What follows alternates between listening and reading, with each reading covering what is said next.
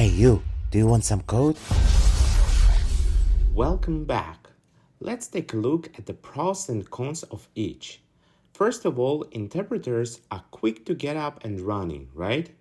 Because if we go to our example with an interpreter, we don't have to convert this into another language, like language X, as I showed you with a compiler. There is no compilation step before you can start running your code.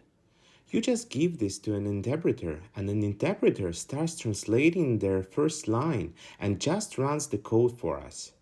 Because of this, an interpreter is a natural fit for something like JavaScript, right? A JavaScript file gets sent from the server to the browser to the client on the front end. And we want the JavaScript to execute right away because our users are going to be waiting on the web page, trying to interact with our application. And JavaScript was originally created for the browser, so being able to interpret JavaScript and run it fast as possible, well, that was ideal. And this is exactly why JavaScript used interpreters at the beginning.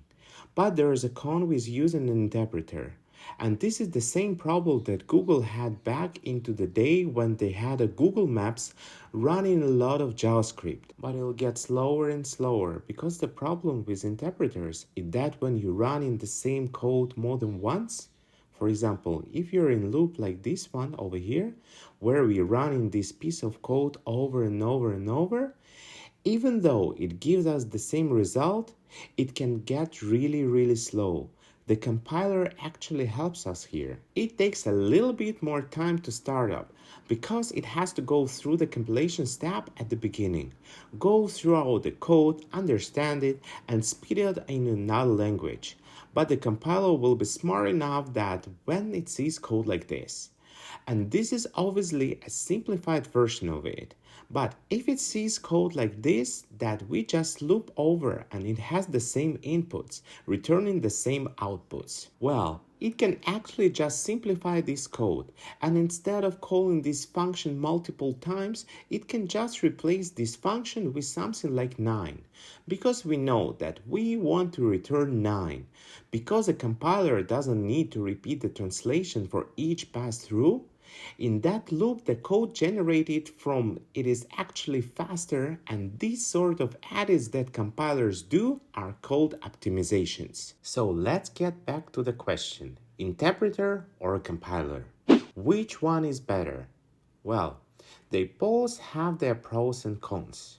A compiler obviously takes a little bit longer to get up and running, but the code is going to eventually run faster, or interpreter that is really fast to get up and running, but unfortunately doesn't do any optimizations. Is there a way that we can get the best of both worlds?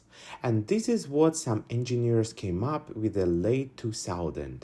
And if we use Google as our example with the V8 engine, what if we combine the best of both worlds? What if instead of using the compiler and interpreter, we combine these two and create something called a JIT compiler or just in-time compiler? And this is exactly what the browser started doing. Browsers started mixing compilers, specifically these JIT compilers for just-in-time compilation to make the engines faster. So let's see how the V8 engine does this underneath the hood in order to use the best of both worlds. Remember, we parse the code, we turn it into an abstract syntax tree, and then this code initially goes to an interpreter. And by the way, again, I'm showing you what the V8 engine does. There are small changes in different engines, but this is probably the best way, most optimal way to run the JavaScript engine as I'm recording this video. Initially, the code gets sent to the interpreter, and in the V8 engine, this is called ignition. I know they have really cool sounding name to make them sound like they're doing things fast. But this interpreter in the V8 engine is called ignition, and it takes this AST and it spits out bytecode. And remember, bytecode is code that's not as low level as machine code. but it's code that is able to be interpreted by the JavaScript engine to run our programs. So that's the first step. But then we see over here there is something called a profiler. This old man that's checking out our code, and this profiler, also called a monitor, monitors and watches our code as it runs. It makes notes of how we can optimize this code, such as how many times it's being run, what types are used, and how we can possibly optimize this. And using this profiler as the code is running through our interpreter, which tells our browser what to do. If the same lines of the code are run few times, we actually pass off some of this code to a compiler or JIT compiler, just-in-time compiler. Because as the code is running, the interpreter is going to say, hey, here's some code for you to optimize. It passes it off to the compiler. And the compiler, as the application is running, takes the code and compiles it or modifies it. So it does what you ask it to, but tries to make optimization so it runs faster. And it then replaces the sections where it could be improved of the bytecode with optimized machine code. So that code, that optimized code, is used from the point on instead of the slower bytecode. So it mixes and matches things, and it constantly runs through this loop. And this means that the execution speed of JavaScript code will be improving, right?